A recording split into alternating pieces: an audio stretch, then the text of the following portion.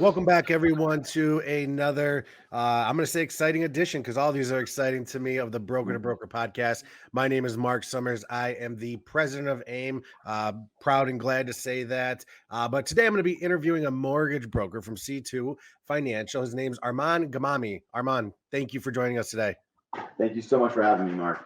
Yeah, no, I'm really excited to hear what you have to say. I think the topics that we have on deck, and we may stray off a little bit, but that's what this is all about. Hell, that's what mortgage brokers do. We stray all the time. Exactly, right? Yeah, Just so do I'm it. sure it'll be fine. So I'm really excited about this. Thanks for joining us, taking the time out of your day as we're about to go to the holidays. So, Armand, My tell me pleasure. how did you get into this crazy industry that we so much love?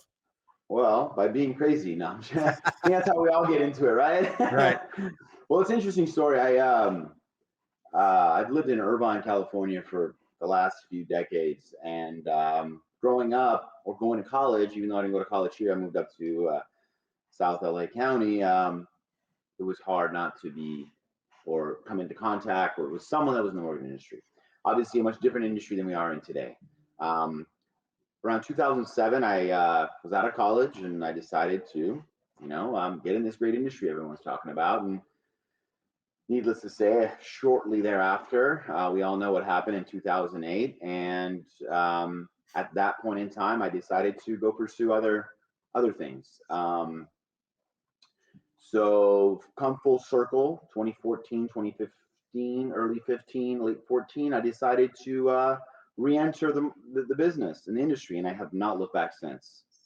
Now, have you are so when you rejoined the business back in 2014 to 2015, was it with C2 or was it broker? Was it retail? How did you get Great, back in? great question. So it was a broker shop or company.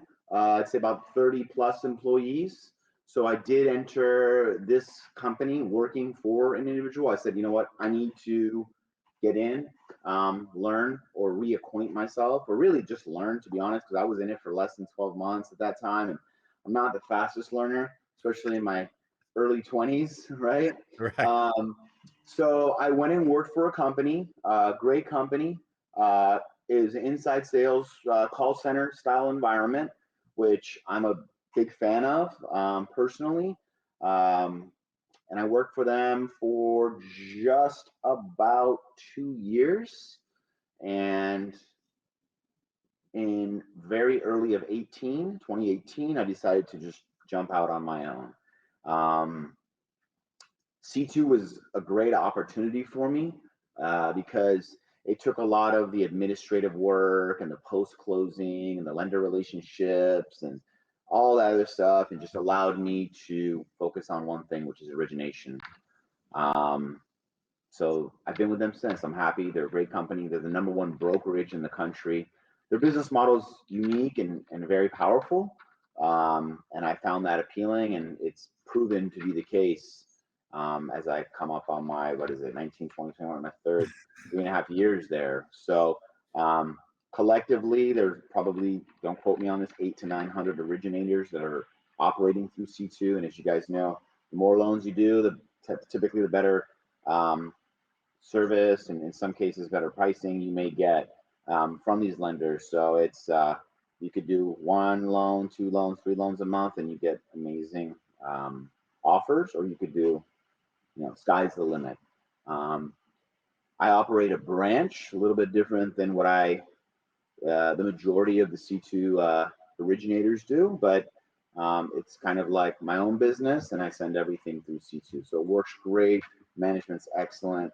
I couldn't say really, I couldn't speak highly enough about them. That's great. Yeah, no, I mean, I look at it this way. There's a lot of beliefs out there: small shops, big shops.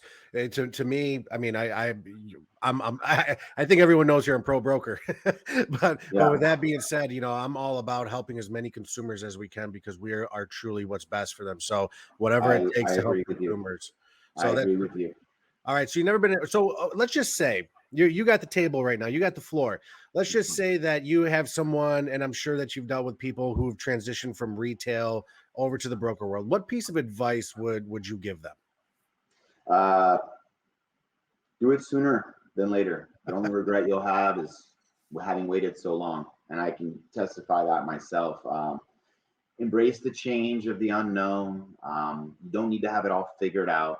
Set your goals, set a plan, expect the plan to change, and embrace that. And work hard.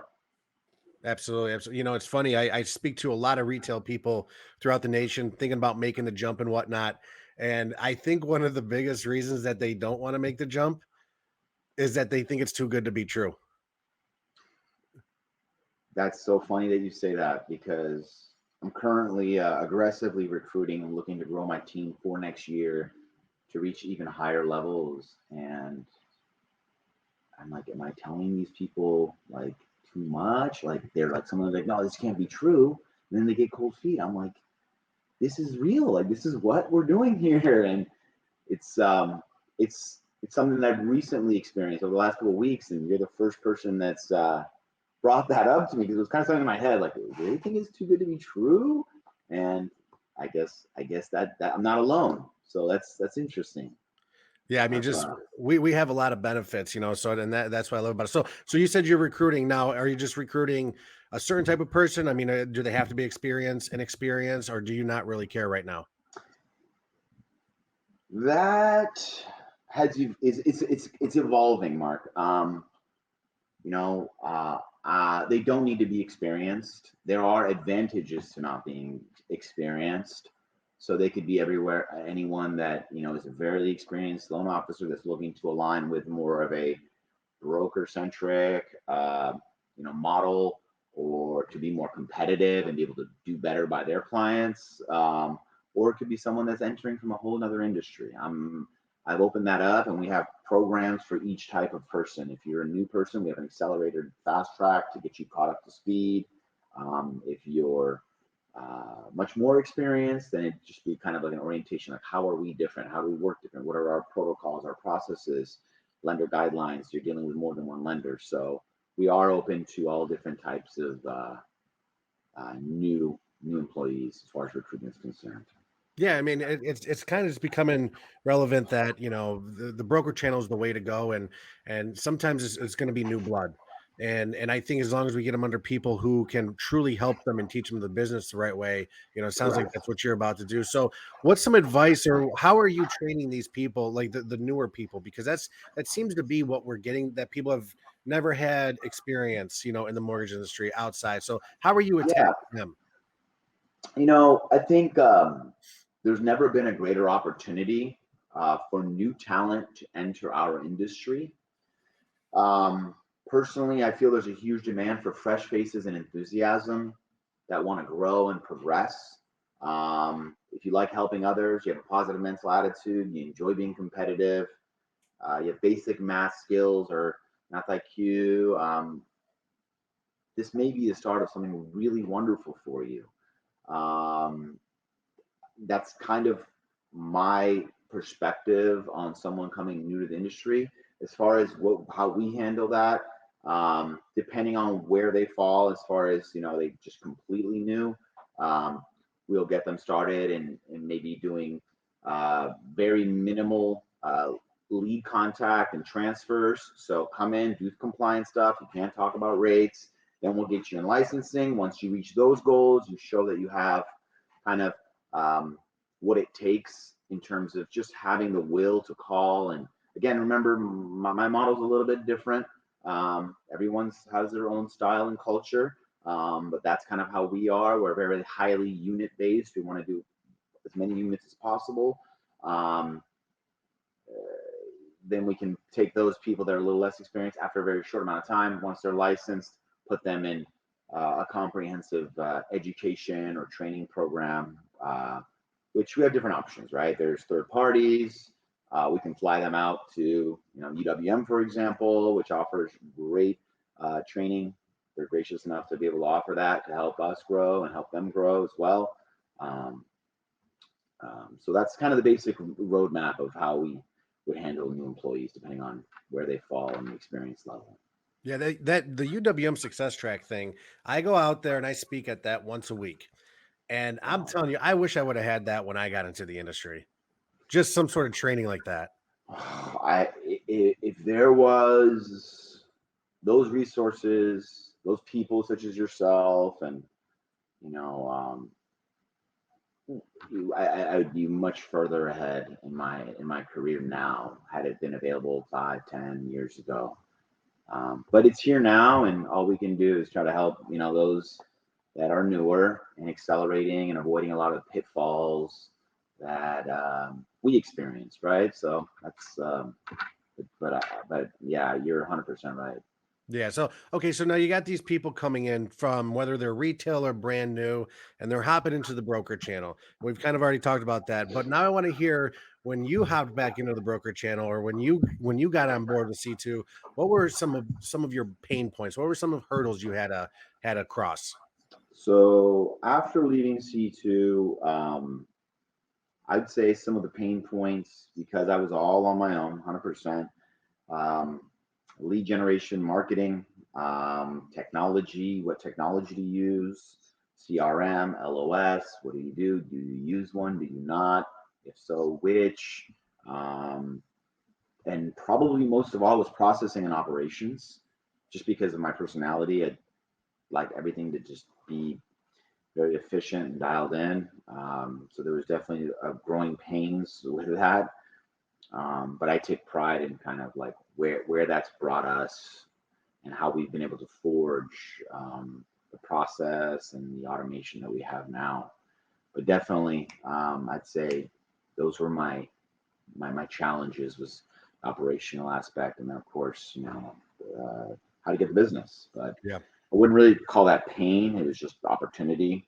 But definitely operations was processing was there was some pain there. So Well, okay, we'll share. Hey, we're here. You're going to share this. What is yeah. your process? Tell me, because I think this is one of my most fascinating things when speaking to many of these, podcast guests, and just whenever we're at an event, is figuring out people's process. I absolutely love it. So tell me what's your process.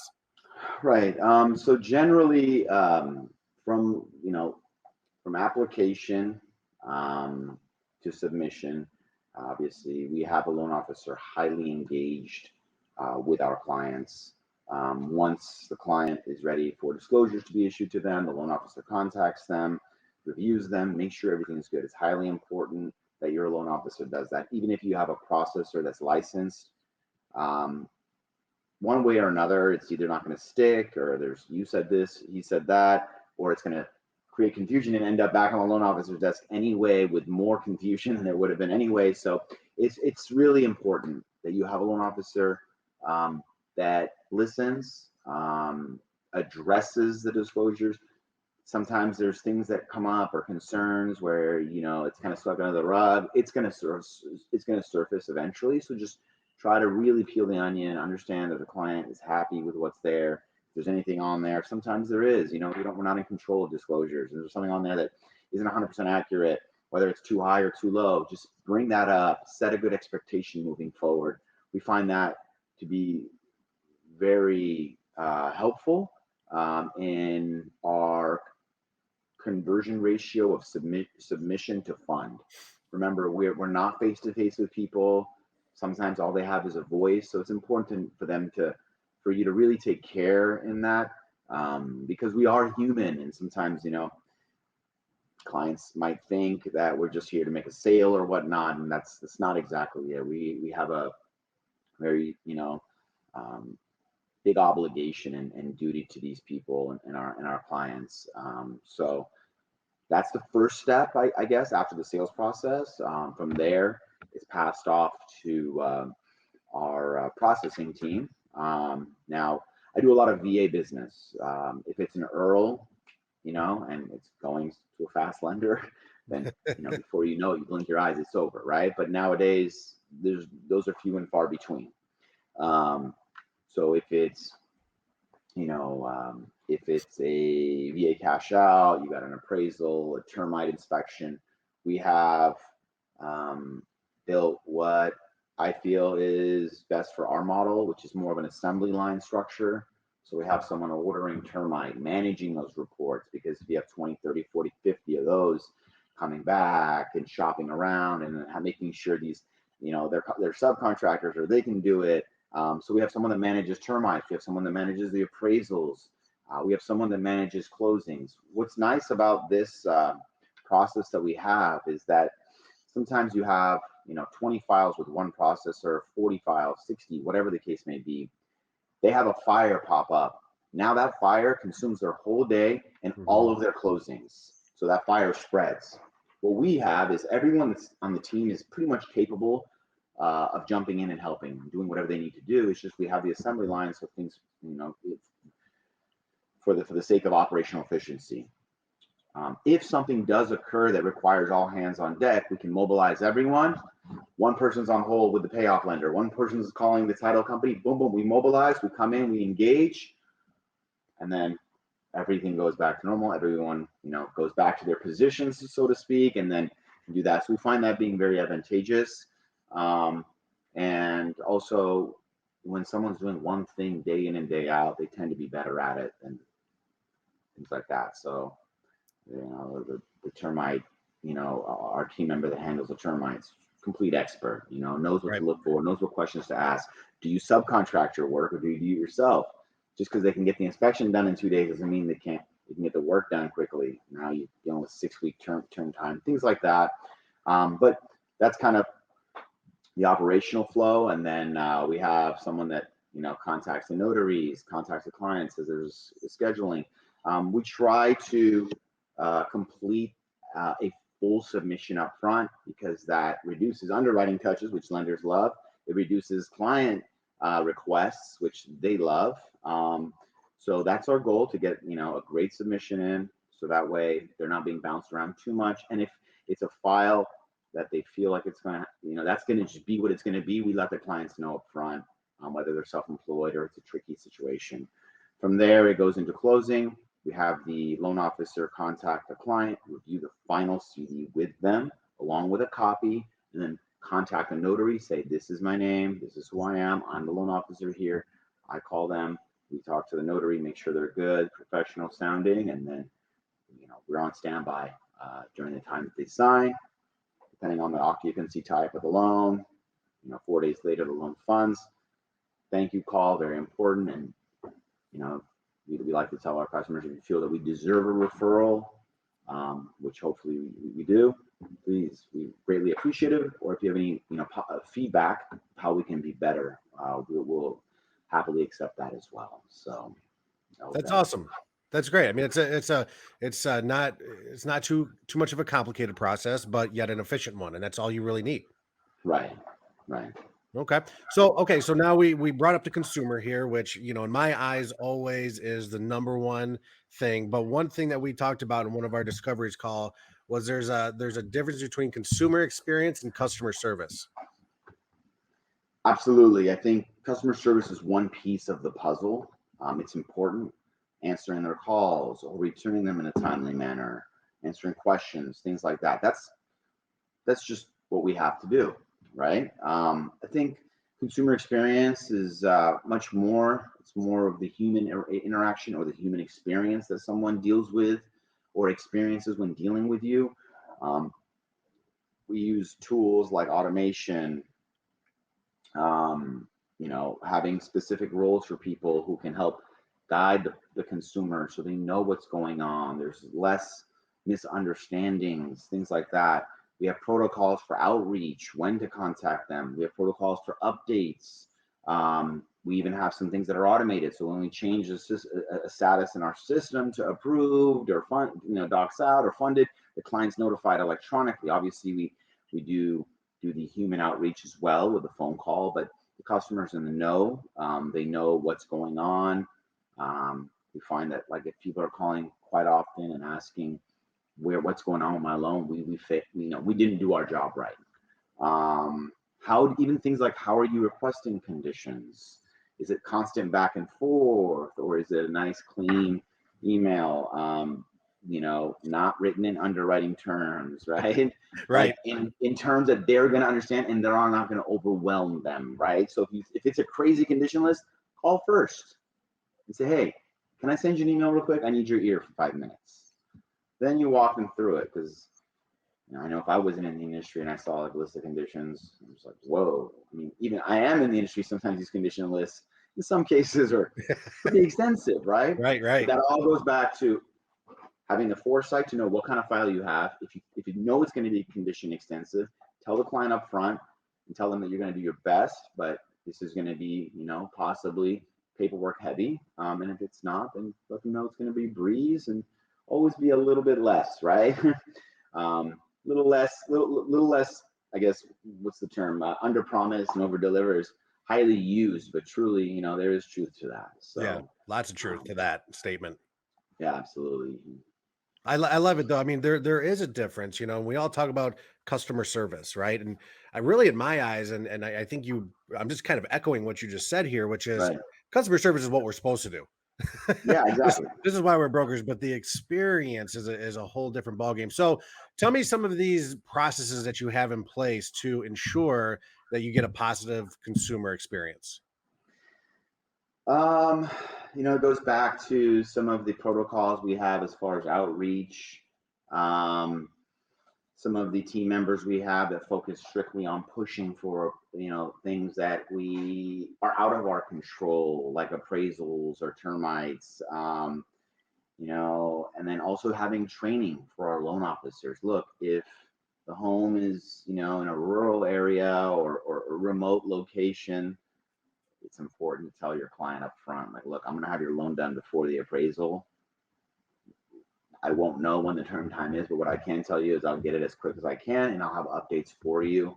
Um, Little things like that. So it's two hands that work together. One loan officer begins to set the expectations for the client, and as long as you do your best to meet those, and those are proper expectations, then your own style of the consumer experience, or how you want to brand or deal with um, that file or that customer throughout your flow is really what's going to lead to the consumer experience. And what's nice about consumer experience is you can put your own spin on it, right? Everyone has their own style.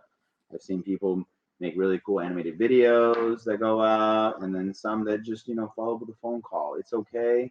um, put your own spin on things. You can take a little bit from others, but just know what's going to work for you and for your customers. And just we find that it does lead to happy employees as well as happy customers. Yeah. Obviously customer first, but when you have happy customers, by default you guys end up being having more fun doing it, because there's no reason not to, right? We're very blessed to be in an industry that allows us to do what we do, and be compensated, pretty well for it if you're good at it. So, Absolutely, absolutely. And I like what you said, because I want you to touch base on that a little more. And I know we kind of already have, but this is super important, is setting the proper expectations. 100%. You need to dive into that a little bit more for me, because I want everyone who's listening to this to understand that it's, listen, we always want to get them done fast, you know what I mean? But there's just times where you can't. So set the proper expectations. Absolutely. Do your due diligence up front. As a loan originator, do your due diligence up front. It will lead to a higher ratio of positive experiences. So, do you foresee a lot of conditions? If so, tell the client up front. You're not going to scare them away. Maybe you can tell it after the app. Tell them after the application, after you have the rapport. Don't just try to underwrite everything right up front, right? Um, Tell them that. Again, going back to the appraisal issue, because it's getting better, but that can be a pain point for sure for the customers and for you and your whole company. You feel like, wait, am I even doing loans or am I doing appraisals? Um, Especially if it's in a location that you have experience in or don't have experience in. Tell the customer, set them right. Get a full submission up front. Don't try to slack and just get in the minimum, because A, you're not going to have as much transparency into that file. And B, you're going to be playing a lot of bouncing back and forth. And you think you just want to get the loan over to the lender as quick as possible, but when you look at the finish line, you finished way further back than you would have had you just done the work up front. Really look into that file. Read your AUS findings, which I think lenders make pretty easy for you nowadays. Back in the day, it was like, what am I looking at, right? Right. But now they have easy findings and things like that, where it's like, Just look at it, reread it, pay attention, brush up on your guidelines once in a while.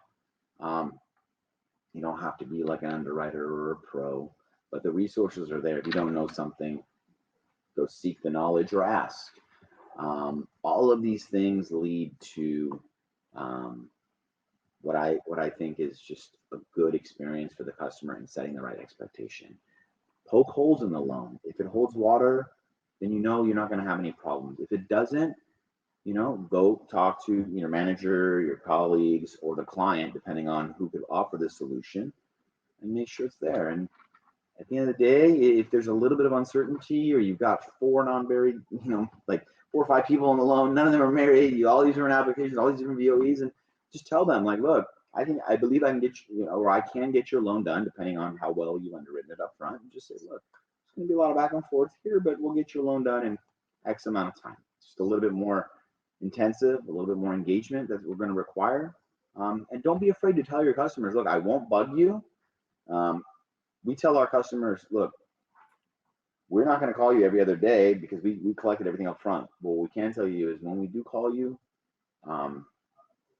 just get us everything as soon as you can, because that allows us to run back with the ball, pass the ball back off to us. We can get back on the court and finish the game, so to speak. So all of those things are really important, and it has to do with building that into your philosophy of putting the customer first, right? All you have to do is put yourself in their position and say, how would I want this process to go if I knew nothing about mortgages, right?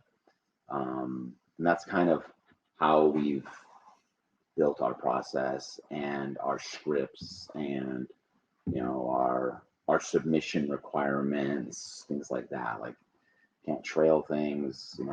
I know sometimes you have a retired client, not good with email. It's okay. Send a shipping label, have him send his Social Security awards letter, because you ask him later and then it's just back and forth, little things like that. We try to eliminate that as much as possible. And we find that in most cases, we have very happy clients. So. Yep. And then especially, when you're setting the right expectations, you're creating a great consumer experience, you're going to win in the market that we're basically in right now, which is somewhat flat rate, but we'll say even a little bit more of a rising market, right? Right. So what are you doing to ensure that your business continues like this? Is it just a consumer experience, or how do you tailor things? Touch base on that. Right. Yeah. So that's a great question. I guess the consumer experience, besides how would it help you in a rising rate or flattening rate, it might get you more referrals, right? So it's more difficult to acquire the customers nowadays. But before the consumer experience, I think, is how you're going to be able to have more opportunities to even have consumers to help. And I think a lot of that has to go with diving deep into that customer. Find out their why. Like, saving $300 a month is great, and a lot of people don't want to ask, well, what would that do for you? And if you don't know, then you're not doing right by the customer. Not only will you have more opportunities to help people and more business, but you're really doing right by the customer by asking more questions. If everyone knew how to achieve their financial goals with their mortgage, or maybe with other goals that they have that their mortgage can help them, then I think we wouldn't be as great of a value or an asset to them. Right. So being a consultant, asking the right questions,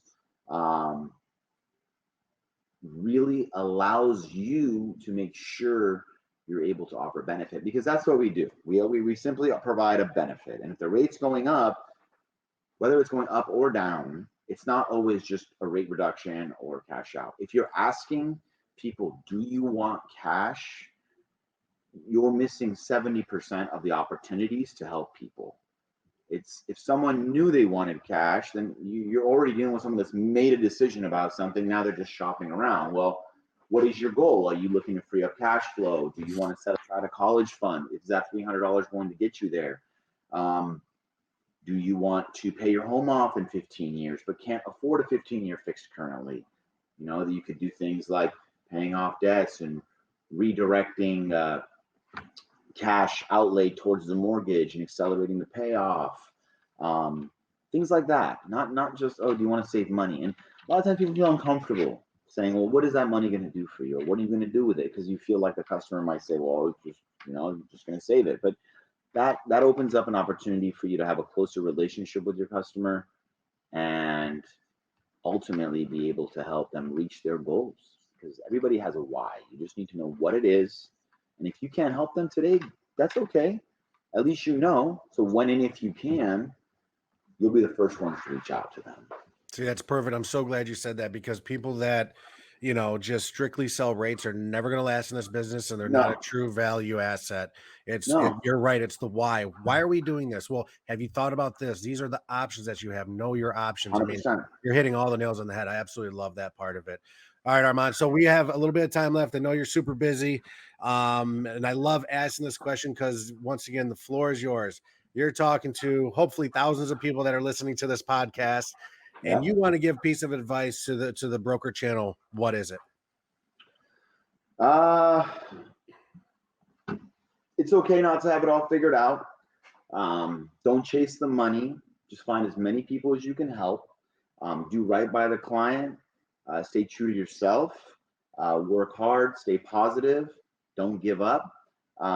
And everything will come together, right? Obviously, we're here to earn a living, but if you focus on that, then you're not really focusing on what could create the outcomes that you want. Um, Something I have for a little bit, I guess it could be for everyone, new people or more experienced. A bad day is just that. Um, Move forward. Don't make that day your story and then carry it on, or even a bad call sometimes will, I know in a lot of my employees, about in the beginning when they first start, a bad call can transfer. And it happens even to us. You have a bad call, someone wasn't nice, or whatever the case may be. You don't carry that forward. Reset, re-engage, and move forward. It really is about the journey, more than it is the destination. And enjoy what you do. And in some cases, if you're a little bit newer, find the right mentor or work with the right team. So I guess that's kind of what I would have to tell them. No, I love it though. Don't harbor things in. I have a newer person with me. They had their best week. They were supposed to close 5 deals. Well, and they only ended up closing 4. And now Okay. we're figuring out the 5th one. It's okay. Right. But they were just disturbed by it. And I'm like, what about the other 4 families that you just helped? You know what I mean? Like, don't harbor it in. We will figure this out. I promise you. It's one of these Let's, one-offs. So it's so true though. We so focus yeah, on the bad. 100%. It's almost human nature, right? You remember the thing that hurt you or bothered you than you did all the good things. And I think exercising gratitude every day, for me, um, I have my own rituals in the morning, and exercise and stress management. Um, depending on where you work, how hard you work, what you do, I think kind of like this, I have seen quite a bit of burnout in our industry. And it's, adopting positive, healthy habits to help manage stress is key, because health is really what's most important. Um, and it trickles down. You have, obviously, you can't exercise or be with your family 10 hours a day. You're probably going to be working, but that extra 1 hour, it's like it trickles down. Have the fulfillment in your life, even though you're not spending all your time with your family, or you're working on like your mind, body, and soul, as they say. That little bit of time pays dividends into everything else. That's been my experience, both personally and kind of what I've seen around me, as far as going full throttle so long. Really got to take care of yourself, and um, it resonates to every other part of your life. Love it. Absolutely love it. Well, Armand, hey, listen, but I just want to thank you for joining us today. I know, just like I said, I know you're a busy person, but I appreciate you like sharing everything, because that's what this Absolutely. community is about sharing. So thank you so much. Mark, my pleasure. Have a great day. Thanks so much for having me, and good luck to everyone out there. I wish nothing but the best. That's awesome. So Brokers, if you want to get caught up on all of our past podcast episodes, please head over to aimgroup.com/broker to broker. You can also listen to all the broker to broker podcast episodes on iTunes, Spotify, Google Podcasts, anywhere else where you can download podcasts. Do me a favor, subscribe to it, rate it, leave a review. It helps us get the podcast out there and spreads the word that brokers are better. So once again, you're one of those guys, Arman, and thanks for being with us today. My pleasure. Thanks again. All right. All right. Bye-bye.